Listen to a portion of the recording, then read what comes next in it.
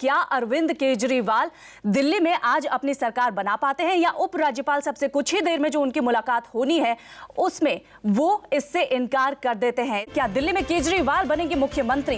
क्या दिल्ली में बनेगी आपकी सरकार या फिर दिल्ली में दोबारा चुनाव होना तय है? ये सवाल इस वक्त दिल्ली की सियासी तस्वीर के लिए बेहद अहम है। लेफ्टिनेंट गवर्नर नजीब जंग के घर के बाहर से हमारे संवाददाता कुंदन सिंह जुड़े हुए हैं। कुंदन, क्या लगता है कितनी देर में यहाँ पर अरविंद केजरीवाल पहुंच पाएंगे? जी बिल्कुल 10:30 का तय मुकर्रर है और सबकी निगाहें इस एलजी हाउस का सचिवालय की तरफ टिकी है। जो मुझे सूचना मिली है कि करीब 5 मिनट के अंदर वहां पे पहुंच जाएंगे।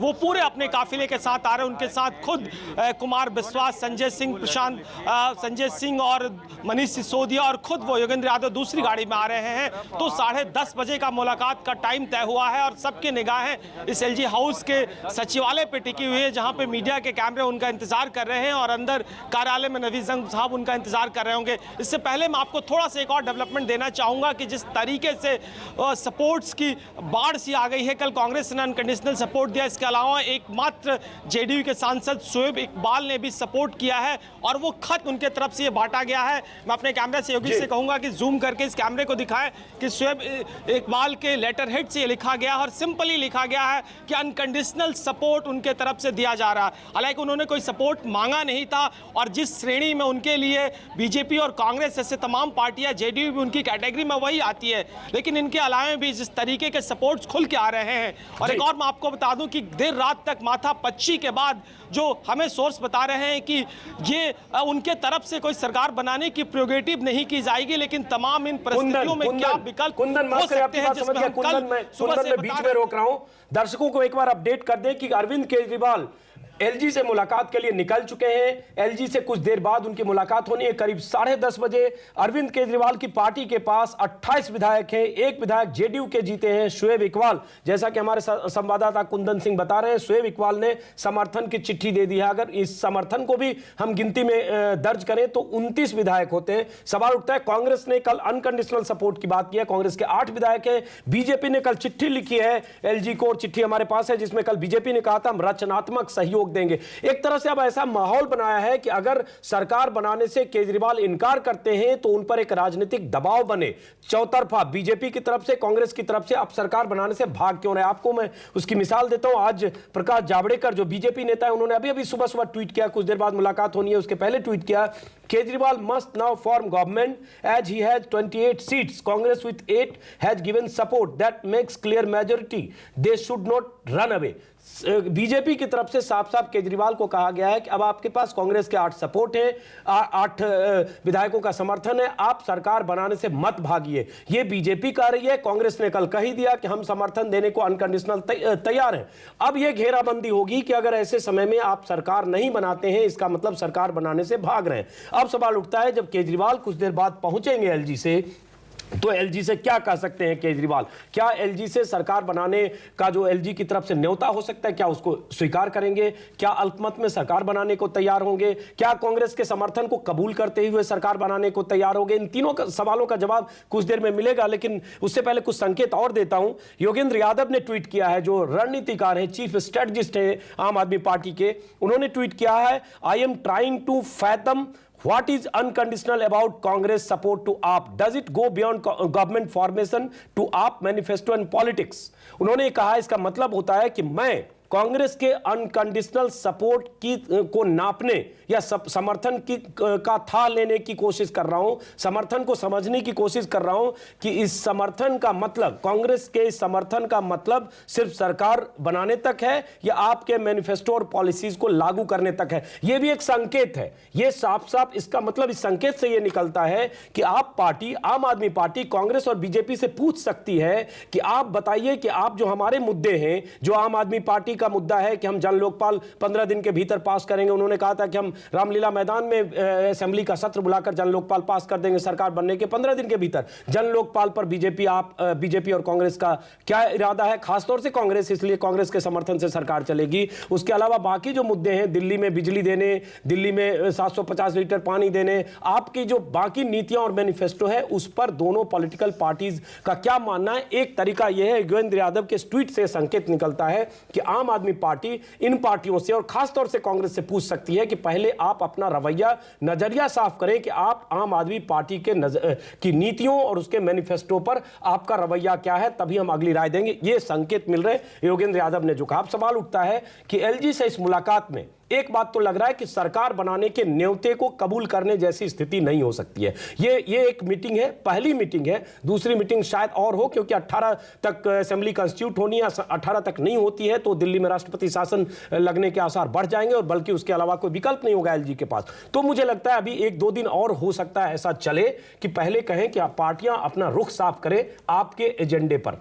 वंदना जी, इसी के साथ अजीत जी, कल से भी लगातार आपके नेताओं की तरफ से कई संकेत मिल रहे थे जो कि सकारात्मक लग रहे थे, और उसके बाद आज योगेंद्र यादव का इस तरीके का ट्वीट, क्या संभावनाएं बनती है? 6 दिनों का सस्पेंस, उपराज्यपाल से मुलाकात के बाद क्या अरविंद केजरीवाल सुलझा पाएंगे? मुझे लगता है कि अब केजरीवाल चाहेंगे, चूंकि केजरीवाल की घेराबंदी हो रही है और बीजेपी और कांग्रेस का जो रवैया देखें, वो दोनों का रवैया अब ये हो गया कि जब आपके पास समर्थन है, आप सरकार क्यों नहीं बना रहे, सरकार बनाने से भाग क्यों रहे, दिल्ली पर चुनाव क्यों थोपना चाहते हैं? भाई बीजेपी को कांग्रेस सपोर्ट दे नहीं सकती, बीजेपी को आप सपोर्ट कर नहीं सकती। एक आप पार्टी है जिसके लिए बीजेपी ने कह दिया हम रचनात्मक सपोर्ट देने को तैयार है, कांग्रेस का अनकंडीशनल सपोर्ट। तो आपकी घेराबंदी हो रही है कि आप जिम्मेदारी से नहीं भाग सकते। यहां कोशिश घेराबंदी को एक्सपोज भी करना कह सकता हूं, क्यों एक्सपोज करना चाहते हैं जनता की नजर में अपने नजरिए से कि आप क्यों भाग रहे हैं। हमारे साथ संतोष भारतीय वंदना, मुझे लगता है उनसे एक बार समझना चाहिए। संतोष भारतीय रालेगंज सिद्धि से हैं, टीम अन्ना से आजकल जुड़े हुए। टीम अन्ना, हालांकि ओरिजिनल टीम अन्ना में केजरीवाल, मनीष सिसोदिया ये लोग हुआ करते थे, लेकिन अन्ना के साथी सहयोगी की तरह संतोष भारतीय हैं, वरिष्ठ पत्रकार हैं, नेता भी रहे, सांसद भी रहे। संतोष जी, पहले आपकी राय, कल जो हुआ रालेगंज सिद्धि में जिस ढंग से तलखी आई अन्ना हजारे की और गोपाल राय जो अन्ना के सहयोगी कभी रहे, अभी केजरीवाल के साथ थे, उनको उन्होंने गांव तक छोड़ने को कह दिया, उस तलखी के मद्देनजर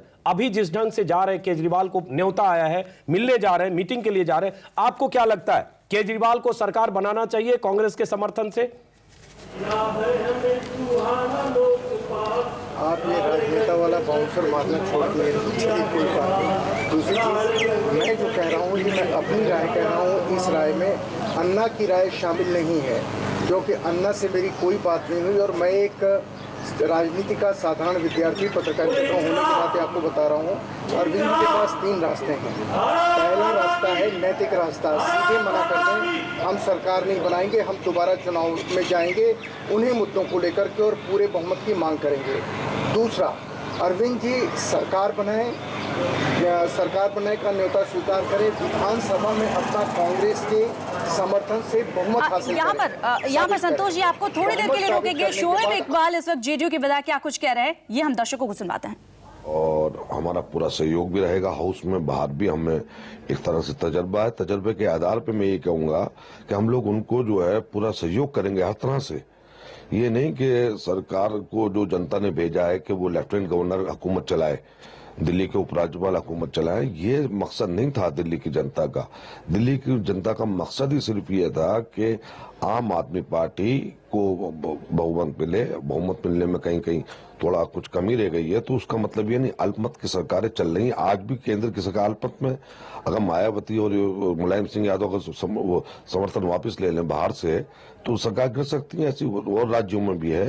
इकबाल है, जेडीयू विधायक हैं, इकलौते विधायक हैं जो दिल्ली से जीते हैं, इन्होंने भी समर्थन दे दिया है। हालांकि इनके समर्थन को माने तो 28 + 1 29 होता है, उसके बाद भी सरकार बनाने के लिए कांग्रेस का साथ चाहिए। संतोष जी, हम वहीं वापस आते हैं।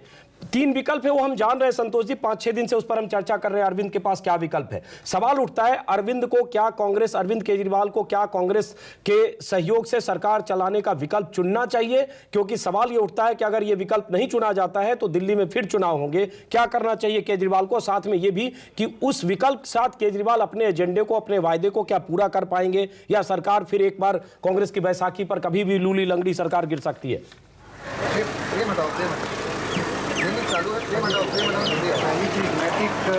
स्टैंड तो ये है कि अरविंद जी को नहीं स्वीकार करना चाहिए, पर मेरा ये कहना है कि अरविंद के दिमाग में शायद ये होगा कि हम समर्थन ले लें, विधानसभा में बहुमत साबित कर लें, उसके बाद 6 महीने तक सरकार नहीं गिर सकती।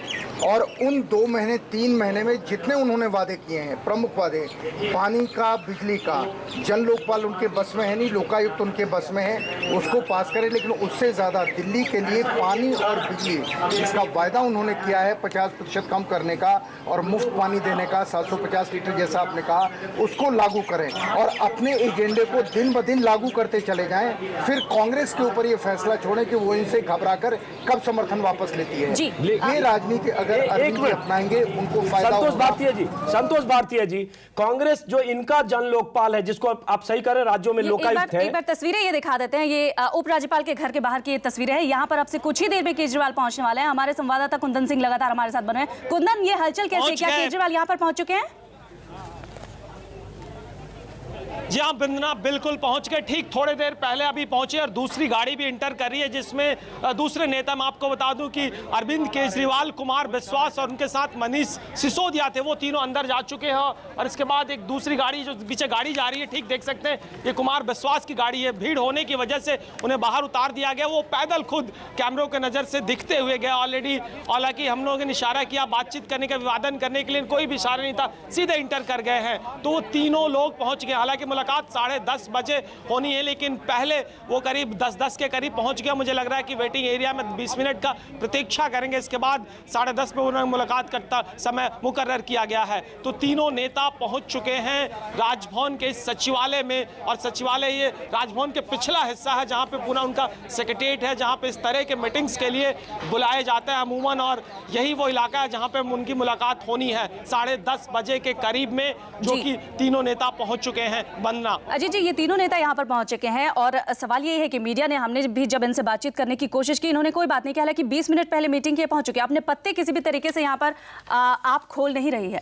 देखिए, कल से आपकी स्ट्रेटजी में कल सुबह से बदलाव आया, जब कुमार विश्वास ने पहली बार कहा कि जनता क्या चाहती है, जनमानस क्या चाहता है, उसके लिए हमने विकल्प खुले रखे। और उसके बाद फिर योगेंद्र यादव का कहना कि इस परिस्थिति में नई संभावना क्या है, उस पर हम विचार कर रहे हैं। और उसके बाद से लगा कि आप किसी न किसी विकल्प की बात कर रही है, लेकिन रात में फिर उनका रवैया बदला और फिर एक बयान आया आपके किसी नेता की तरफ से, मनीष सिसोदिया की तरफ से, कि हमें 28 सीटें, हम सरकार नहीं बना सकते। लेकिन फिर 2-3 बातें जो आ रही है उसमें यह कहा जा रहा है कि आप अब इस घेराबंदी में इसका जवाब देना चाहेगी आप पार्टी या केजरीवाल की पार्टी। अगर कांग्रेस और बीजेपी उन्हें कह रही है कि आपको समर्थन है, रचनात्मक सहयोग है, फिर आप सरकार क्यों नहीं बना रहे, तो सरकार बनाने से भाग क्यों रहे, इसका जवाब देने के लिए उल्टे सवाल केजरीवाल की पार्टी कांग्रेस और बीजेपी से पूछ सकती है अपने मुद्दों को लेकर, अपने मैनिफेस्टो को लेकर। और संतोष भारतीय, जिसका आप जिक्र कर रहे थे, सवाल यह उठता है, आप पार्टी की तरफ से, केजरीवाल की तरफ से कहा गया था 15 दिन के भीतर लोकपाल, जन लोकपाल, लोकायुक्त कह सकते राज्यों के संदर्भ में हम लागू करेंगे, और वो भी खुले मैदान में विधानसभा का सत्र बुलाकर। सवाल उठता है, वो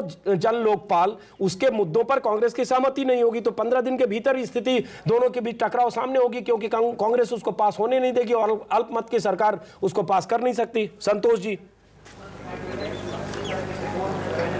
अजीत जी, इसके ऊपर कोई तकरार होगी नहीं, क्योंकि कांग्रेस भी जानती है कि जन लोकपाल रामलीला मैदान में पास नहीं होगा, वो संसद का विषय है। अरविंद जी ने इसको रणनीति के तौर पर दिल्ली के लोगों के दिमाग को ये बताने के लिए कि हम वही हैं जो जन लोकपाल अन्ना के साथ रामलीला मैदान में मांग कर रहे थे, वो अन्ना को कनेक्ट करने के लिए उन्होंने जन लोकपाल का नाम लिया। उनका मतलब जन लोकपाल से नहीं था, अब चुनाव खत्म हो गया, अब यथार्थ की धरती पर हैं, और यथार्थ की धरती पर लोकायुक्त का कानून वो पास कर सकते हैं, उसमें कोई दिक्कत नहीं है। मुख्य चीज़ आएगी 50% बिजली का बिल रेट घटाने के मसले में और पानी के ऊपर। अगर अरविंद इस तरह की चीज़ों को जल्दी जल्दी लागू करते हैं तो ठीक है, जब कॉन्ट्राडिक्शन होंगे पर दिल्ली के लोगों को तो फायदा हो जाएगा। ये अरविंद जी की जिम्मेदारी है जिसे उन्हें करना चाहिए।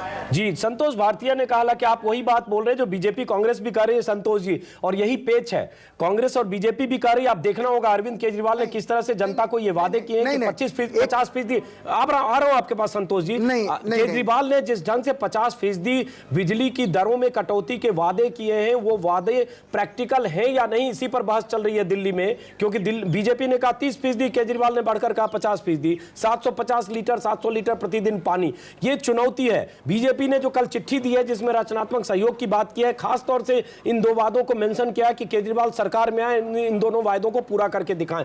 क्या ये वायदे चुनौती हैं संतोष भारतीय जी?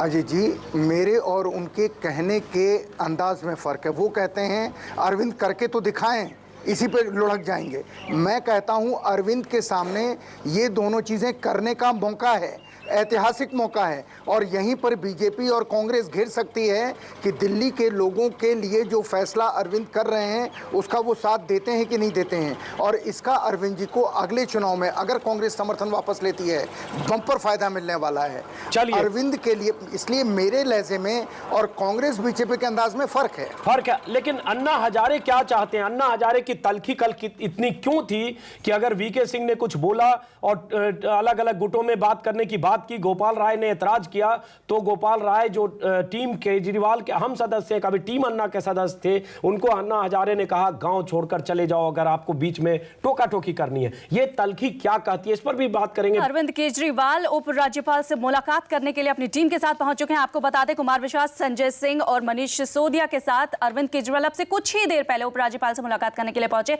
हालांकि ये मुलाकात शुरू होने में, ये मीटिंग शुरू होने में अभी 10 मिनट का वक्त बाकी है।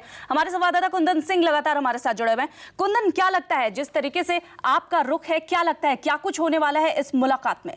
साथ ही उपराज्यपाल को जो चिट्ठी लिखी है उसमें उन्होंने साफ कहा। देखिए, बनना बिल्कुल साफ है कि जिस तरीके से सुबह अगर आप उनके जो मुख्य रणनीतिकार है योगेंद्र यादव का ट्वीट पर अगर नजर डालें तो बहुत कुछ तस्वीर साफ हो जाती है। उनमें कहा है कि हमारे जो आम आदमी पार्टी जिन मैनिफेस्टो के आधार पर चुनाव में गई थी, खासकर जन लोकपाल के मुद्दे को लेकर, बिजली के मुद्दे को लेकर, पानी के मुद्दे को लेकर और तमाम दूसरे इशूज है, ग्राम सभा मोहल्ला सभा बनाने की बात है, इन दोनों मुद्दों पर मैं आपको बता दूं कि एलजी को एक लिखित विज्ञापन के अलावे वो दोनों जो लीडिंग पार्टियां हैं, कांग्रेस अध्यक्षा सोनिया गांधी और जो राजनाथ सिंह है बीजेपी के अध्यक्ष हैं, उनको वो एक लेटर लिखेंगे और कहेंगे कि उनकी अपनी सहमति साफ करें, क्योंकि राजनीति में अनकंडीशनल सपोर्ट ऐसा शब्द कुछ होता नहीं है, क्योंकि हर पार्टी अपनी राजनीतिक फायदे के अनुसार अपना पॉलिटिकल मूव लेती है। तो इस पे वो तस्वीर साफ करें उनकी क्या रणनीति है। अगर उन दोनों पार्टियों के तरफ से इस तरफ के इनके जो मुद्दे हैं उसमें कुछ सफाई और साफ सुथरा कुछ आगे बढ़ने की बात आती है, तब शायद आके ये आगे बढ़ने की बात होगी। जिस तरीके से अजीत जी कह रहे थे कि वो एक कोशिश करेंगे कि एलजी मध्यस्थता का रोल प्ले करे, वो बहुत बड़ा इंपॉर्टेंट रोल होने वाला है। कुंदन, इसका दूसरा मतलब ये भी है, कुंदन इसका दूसरा मतलब ये भी है कि चूंकि कांग्रेस और बीजेपी ने अरविंद केजरीवाल की घेराबंदी की कि आपके साथ समर्थन है, हमारा रचनात्मक सहयोग, कांग्रेस का अनकंडीशनल, फिर आप सरकार बनाने से भाग क्यों रहे, दिल्ली को दोबारा दिल्ली की जनता को क्यों चुनाव में झोंक रहे हैं? कहीं इसी का जवाब ये एक पैतरा भी है अरविंद केजरीवाल की तरफ से। इसलिए केजरीवाल, इसलिए मैं फिर बोलूंगा, योगेंद्र यादव ने जो ट्वीट किया है उस ट्वीट का मतलब है कि योगेंद्र यादव या आम आदमी पार्टी ये जानना चाहती है, मैं हिंदी में तर्जुमा करके बता रहा हूं, कि कांग्रेस के अनकंडीशनल सपोर्ट का मतलब क्या है, इसका था लेना चाहती है Aam Aadmi Party. Does it go beyond government formation to AAP manifesto and policies?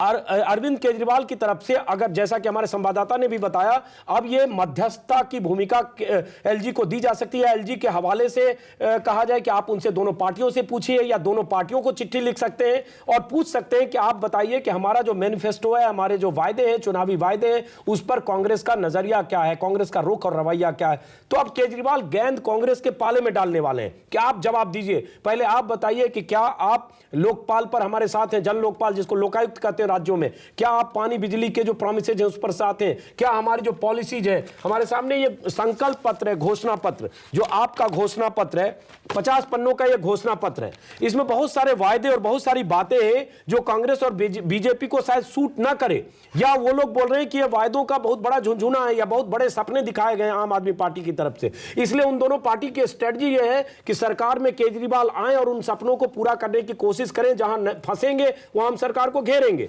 अब केजरीवाल चाहते हैं कि पहले जो हमारे 50 पेज में घोषणा पत्र, पॉलिसी और सपने या वायदे जो भी हैं, उन वायदों पर कांग्रेस और बीजेपी का नजरिया क्या है, खासतौर से कांग्रेस का। मेरे ख्याल से केजरीवाल यही कांग्रेस से चिट्ठी लिखकर या एलजी के माध्यम से जानना चाहेंगे। तो इसका मतलब अगले 2-3 दिन तक फिर दोनों तरफ से पत्रों का और बयानों का आदान प्रदान होगा। कुंदन सिंह, हम यही मान लें कि आज की मीटिंग में यही निकलना है। कुंदन सिंह, समझने की कोशिश करेंगे कि केजरीवाल एलजी के घर से जब निकलते हैं तब क्या कहेंगे केजरीवाल? एलजी से क्या वायदा करके निकलते हैं केजरीवाल? दोनों की मीटिंग से क्या निकलता है? क्या दिल्ली में सरकार बनने का रास्ता साफ होता है या अगले 2-3 दिन तक फिर नए तरह का सस्पेंस दिल्ली में बरकरार रखता है? बड़ी खबर आ रही है कि अरविंद केजरीवाल ने उपराज्यपाल से 10 दिन का वक्त मांगा है सरकार बनाने के रवैये पर रुख साफ करने के लिए। और इस बीच केजरीवाल ने सोनिया गांधी, कांग्रेस हाईकमान, कांग्रेस अध्यक्ष को चिट्ठी लिखी है।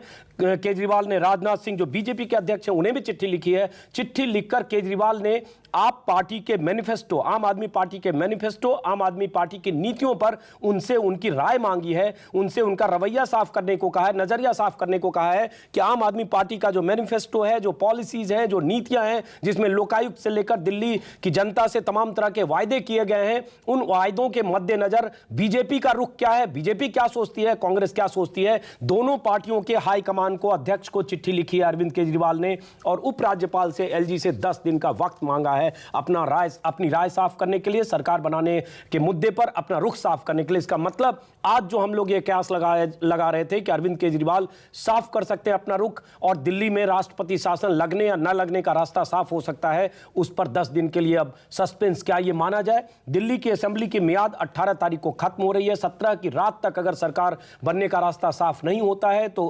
गवर्नर रूल हो सकता है दिल्ली में। लेकिन अब क्या विकल्प है, इस पर हम समझने की कोशिश करेंगे। केजरीवाल ने ऐसा इसलिए किया क्योंकि बीजेपी और कांग्रेस दोनों पार्टियों की तरफ से, बीजेपी की तरफ से कहा गया हम रचनात्मक सहयोग देंगे, कांग्रेस ने कल रात एलजी को चिट्ठी लिखकर अनकंडीशनल सपोर्ट की बात कर दी। दोनों पार्टियों की तरफ से लगातार घेराबंदी केजरीवाल की हो रही थी कि आप सरकार क्यों नहीं बना रहे, अगर हम समर्थन दे रहे हैं, बीजेपी बाहर से सहयोग कर रही है, दिल्ली की जनता दोबारा चुनाव नहीं चाहती है। केजरीवाल ने अब एक तरह से एक दांव चला है, उन्होंने दोनों पार्टियों के मुखिया को चिट्ठी लिखी है कि आप अपना रुख हमारे मैनिफेस्टो पर साफ करो कि हमारी नीतियां हैं उसे आप कितना समर्थन करोगे, और 10 दिन का वक्त मिला। बहुत बड़ी खबर है। उर्मिलेश, आपके पास आऊंगा। सबसे पहले कुंदन सिंह, चूंकि वहां एलजी ऑफिस के बाहर हैं, कुंदन, मीटिंग से अभी निकले नहीं लेकिन खबर आ गई कि केजरीवाल ने 10 दिन का वक्त मांगा है और उसके बाद चिट्ठी लिखी है सोनिया गांधी को, राजनाथ सिंह को, लेकिन बाकी दलों से सहयोग सरकार से नहीं मिल रहा है। अजय जी, मैं आपको बता दूं कि इसमें 25 ऐसे मुद्दों पे अपना राय मांगा है उन लोगों ने कि कांग्रेस इन मुद्दों पे क्या अपनी राय रखती है, बीजेपी प्रेसिडेंट इन मुद्दों पे अपने क्या राय रखते हैं, और इसके अलावा जब वो राय शुमारी आ जाएगी जिसके लिए उन्होंने 10 दिन का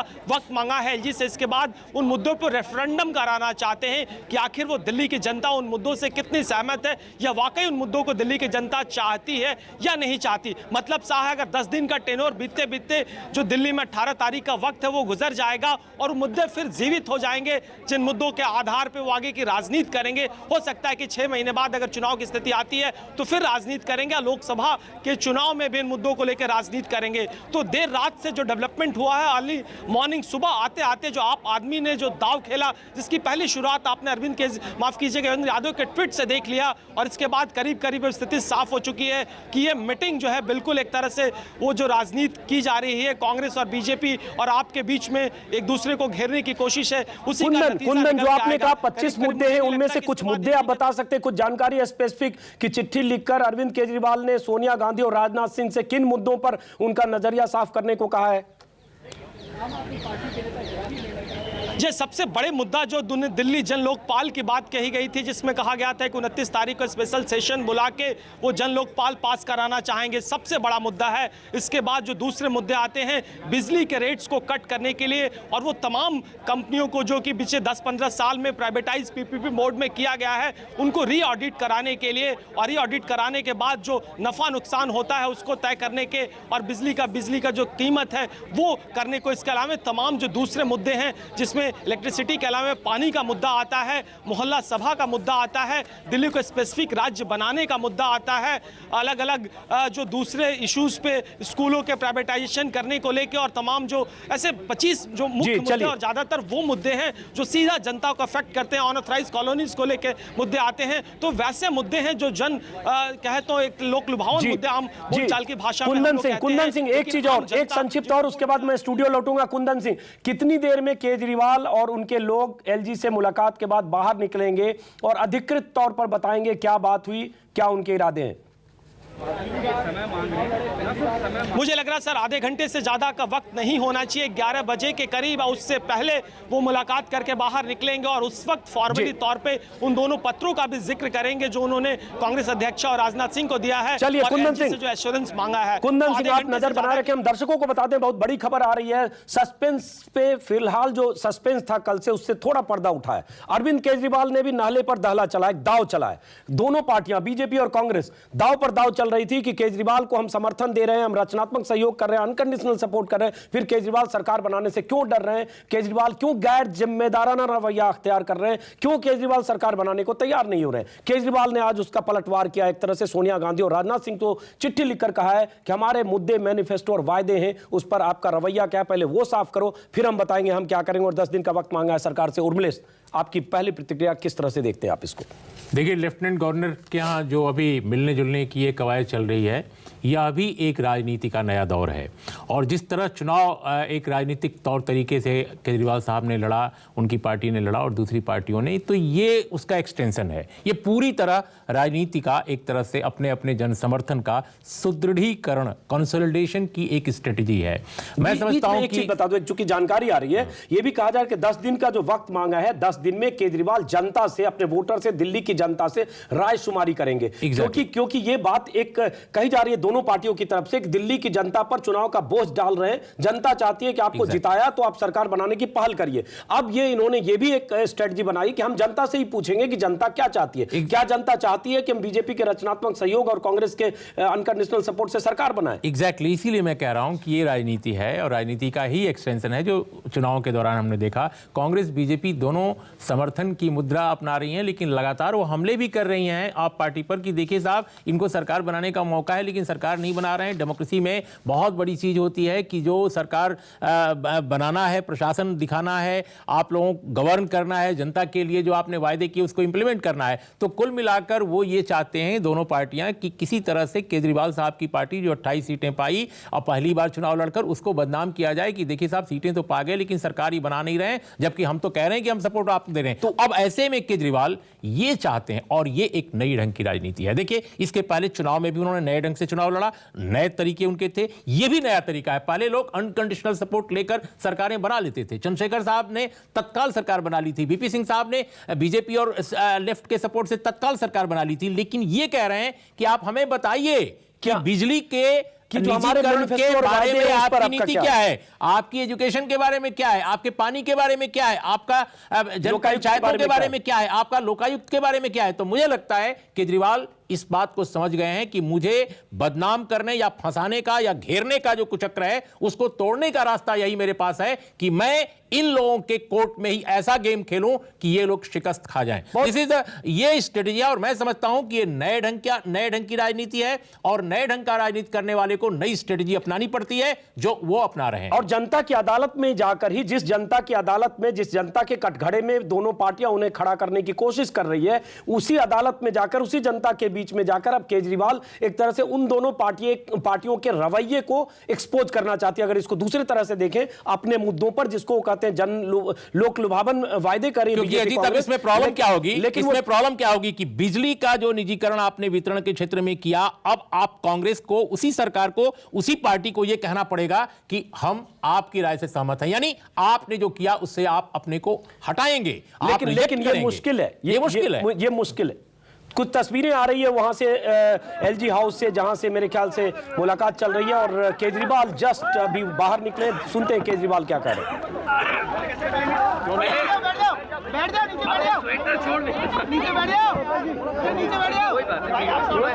सिसोदिया, कुमार विश्वास और संजय सिंह, मुलाकात खत्म हुई है। मुलाकात के बाद बाहर निकले। पहले मार ले, इनको ले ले, मार लो जल्दी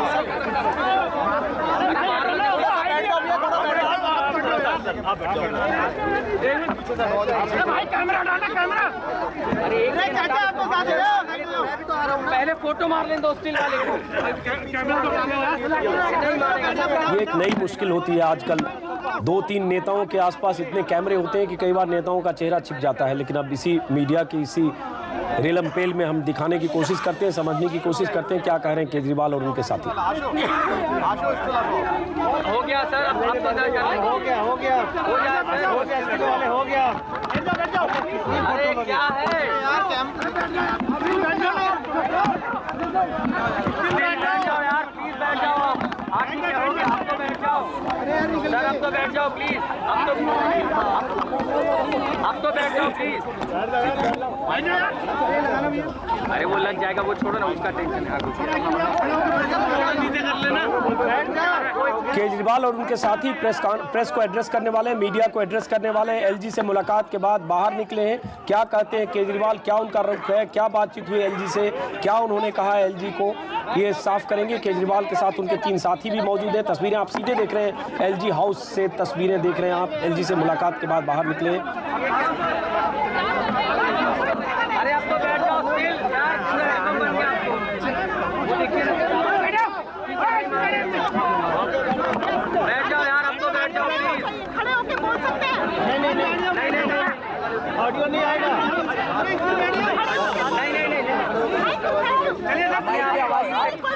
ऑडियो नहीं मिलेगा, ऑडियो नहीं मिलेगा। शांत शुरू करिए सर, अब तो बैठ जाइए।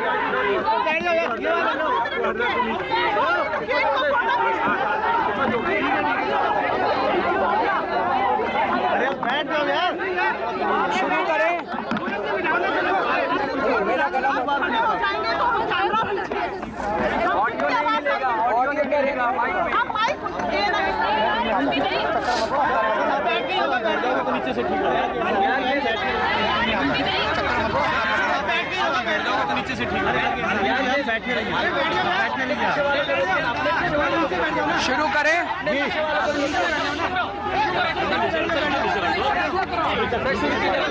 दिल्ली ऑडियो नहीं आ रहा है यार, माइक समझने की कोशिश नहीं कर रहा। माइक नहीं है, अगर आप नहीं छुपोगे तो नहीं हो पाएगा। माइक नहीं है, माइक नहीं है।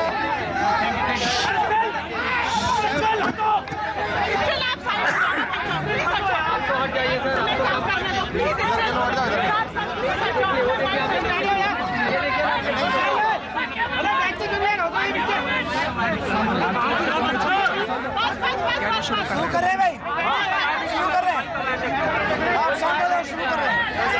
दिल्ली विधानसभा के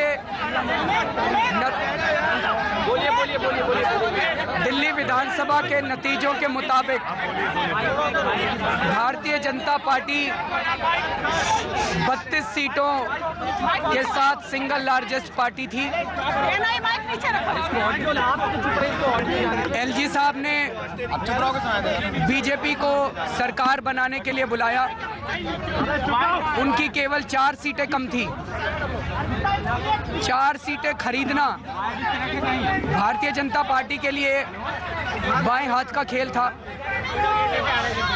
ऐसी पार्टी जो आज तक न जाने कितने राज्यों में दूसरी पार्टियां तोड़ती आई है, सांसदों की और विधायकों को खरीद फरोख्त करती आई है।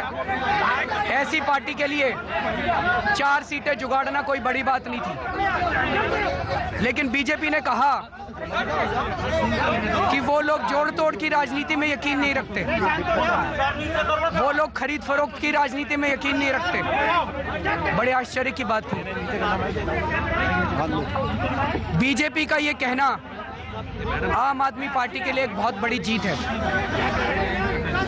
उसके बाद एलजी साहब ने हम लोगों को बुलाया बातचीत करने के लिए। हम लोग तो तैयार बैठे थे। हम तो बार बार कहते आए थे कि हम लोग ना किसी से समर्थन लेंगे और ना किसी को समर्थन देंगे। हमने कल यही सोचकर चिट्ठी भी तैयार कर ली थी, लेकिन देर रात पता चला कि कांग्रेस ने अनकंडीशनल सपोर्ट का एक लेटर एलजी साहब को सौंपा है। हमें बड़ा आश्चर्य हुआ। हमने तो कांग्रेस से सपोर्ट मांगी ही नहीं थी, वो खुद ही सपोर्ट दे रहे हैं। आज तक भारत की राजनीति में कभी ऐसा नहीं हुआ। हमने तो सुना था कि एक एमएलए की सपोर्ट लेने के लिए शायद 10-10 करोड़ रुपए खर्चने पड़ते हैं, और यहाँ पे कांग्रेस कह रही है अनकंडीशनल सपोर्ट देने के लिए तैयार है, फ्री में सपोर्ट देने के लिए तैयार है। तो साहब कोई सपोर्ट अनकंडीशनल तो होती नहीं है। इसके पीछे इनकी क्या मंशा है? कुछ ना कुछ तो इसका राज है। उधर बीजेपी बार बार कह रही है कि हम मुद्दों के ऊपर आम आदमी पार्टी को समर्थन देने के लिए तैयार हैं, वो भी फ्री में सपोर्ट देने के लिए तैयार हैं। हमने तो बीजेपी में से भी सपोर्ट नहीं मांगा। तो दोनों पार्टियों में हमें सपोर्ट देने में होड़ लगी हुई है। दोनों पार्टियों की नीयत क्या है? दोनों पार्टियां क्यों सपोर्ट देना चाह रही हैं? दोनों पार्टियों के मन में क्या है? ये जनता के सामने आना बहुत जरूरी है। बीजेपी की नीयत तो थोड़ी थोड़ी साफ हो जाती है, क्योंकि जब उनके बड़े बड़े राष्ट्रीय लीडर मीडिया में आके एक तरफ तो कहते हैं कि हम दिल्ली की जनता के फायदे के लिए आम आदमी पार्टी को कंस्ट्रक्टिव सपोर्ट देना चाहते हैं, मुद्दों पे सपोर्ट देना चाहते हैं, थोड़ी देर में कहते हैं कि भाई ये लोग तो अपनी जिम्मेदारी से भाग रहे हैं, और फिर थोड़ी देर में कहते हैं कि देखो देखो ये तो कांग्रेस के साथ सरकार बना रहे हैं। सरकार बनाएं तो कहते हैं ये तो कांग्रेस के साथ मिल गए, सरकार ना बनाएं तो कहते हैं ये जिम्मेदारी से भाग रहे हैं, चित भी मेरी पट भी मेरी। तो यही बीजेपी की राजनीति है। बीजेपी को कोई दिल्ली के लोगों की चिंता नहीं है, कांग्रेस को कोई दिल्ली के लोगों की चिंता नहीं है। इन लोगों को बेनकाब करने के लिए, दोनों पार्टियों को बेनकाब करने के लिए आज सुबह सुबह हम लोगों ने कांग्रेस पार्टी की अध्यक्षा श्रीमती सोनिया गांधी जी को एक चिट्ठी लिखी है।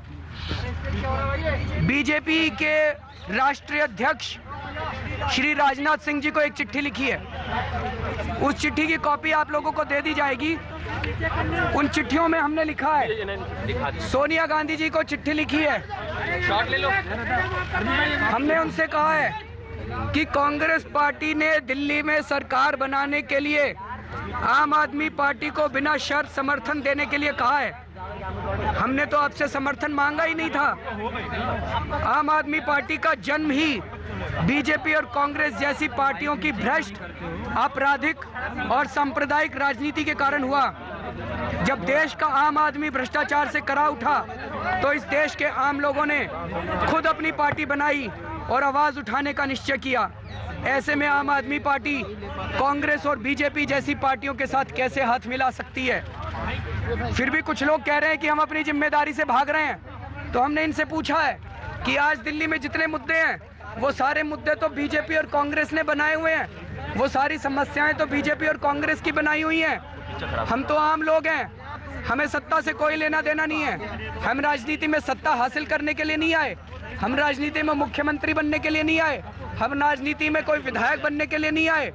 हम आम आदमी हैं जी, हम त्रस्त आदमी हैं, महंगाई और भ्रष्टाचार से दुखी लोग हैं। हमारे मुद्दे हैं, दिल्ली की जनता के मुद्दे हैं, और ये सारे मुद्दे हम लोगों ने सोनिया गांधी जी और राजनाथ सिंह जी के पास भेजे हैं। करीब 17-18 मुद्दे हम लोगों ने लिख के भेजे हैं, और हमने उनसे कहा है कि ये कोई अनकंडीशनल